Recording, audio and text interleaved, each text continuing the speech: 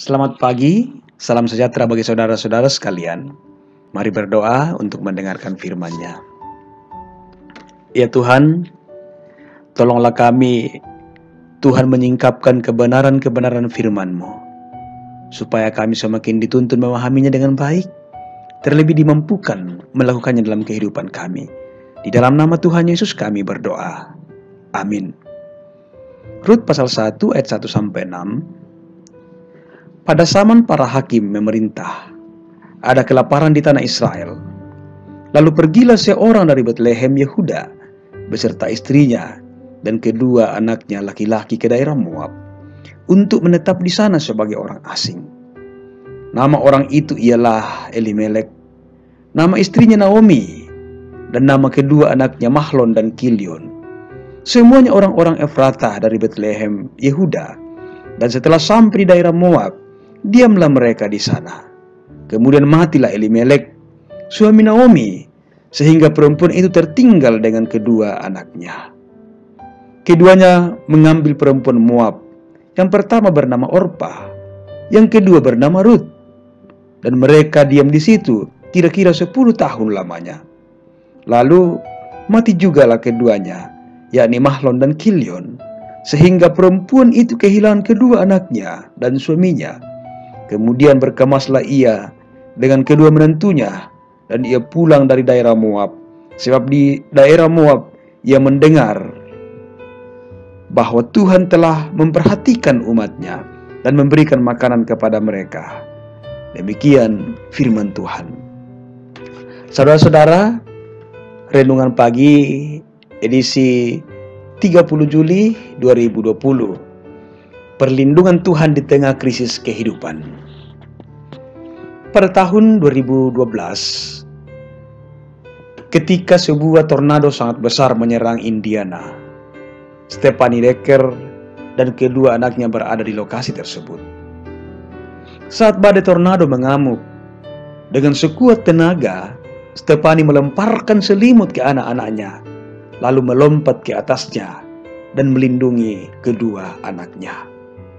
Badai menghancurkan rumah mereka, tetapi kedua anak Stephanie selamat tanpa cedera dalam pelukan orang tuanya. Mereka tertimpa reruntuhan rumah, kakinya yang paling parah tertimpa reruntuhan. Ketiganya selamat, tetapi pada akhirnya kaki sang ibu keduanya harus diamputasi dan harus berjalan menggunakan kaki palsu. Meski demikian, kebahagiaan yang tak terkirakan karena dia bisa melindungi kedua anaknya dari ancaman bahaya maut yang cukup mengerikan. Saudara-saudara, kita perlu berkisah tentang riwayat Naomi, perempuan yang mencari perlindungan di tengah terpaan badai kehidupan. Bersama suami dan kedua anaknya, ia mengungsi ke tanah Moab demi mencari perlindungan dari bencana kelaparan. Akan tetapi, bukan perlindungan yang ia dapat, melainkan kesusahan dan kepahitan yang sangat mendalam. Satu demi satu, suami dan kedua anaknya meninggal.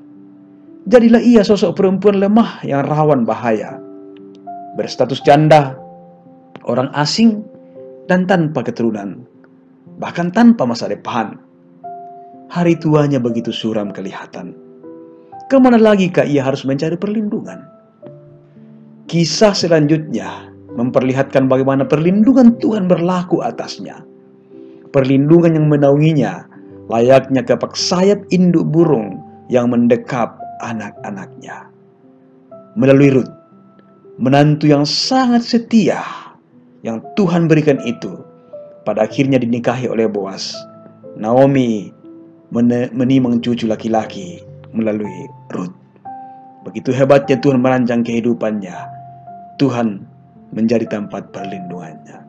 Saudara-saudara, krisis dan kesukaran hidup memang bisa menempatkan kita dalam posisi yang sangat rawan bahaya. Dan pada akhirnya kita akan merasakan kehilangan satu demi satu apa yang kita anggap bisa menjamin masa kini dan masa depan kita. Namun saudara-saudara, pelajaran iman Naomi pada saat ini, bahwa Tuhan perlindungan sejati kita, meski semuanya terasa sangat gelap, iman melampaui semua hal itu. Meski yang lain pergi, Tuhan tetap setia menjaga. Meski bahaya mengancam, dalam dekapan kasih-Nya, kita tetap terlindungi. Kita aman dalam dekapan kasih-Nya. Yakinlah itu. Saudara-saudara, hanya mereka yang selalu berlutut menghadap Tuhan akan selalu bisa berdiri menghadapi seberat atau sehebat apapun badai yang menerpanya, dan sejauh apapun ayunan langkah kakinya melangkah. Karena dia berjalan bersama dengan Tuhan, dan Tuhanlah perlindungannya di tengah krisis kehidupan yang sangat pelik sekalipun. Ia tetap ada di dalam perlindungannya. Tuhan menyertai kita. Haleluya. Amin. Mari kita berdoa. Oh Tuhan, terima kasih untuk firman yang kami alami pada pagi hari ini. Firman-Mu mengingatkan kami bahwa seberat apapun krisis kehidupan kami, sejauh apapun kami mengayunkan langkah kehidupan kami tahu bahwa Engkaulah yang menjadi tempat sandaran kami. Engkaulah yang akan selalu ada melindungi kehidupan kami, sehingga kami terus kuat menjalani kehidupan kami selanjutnya.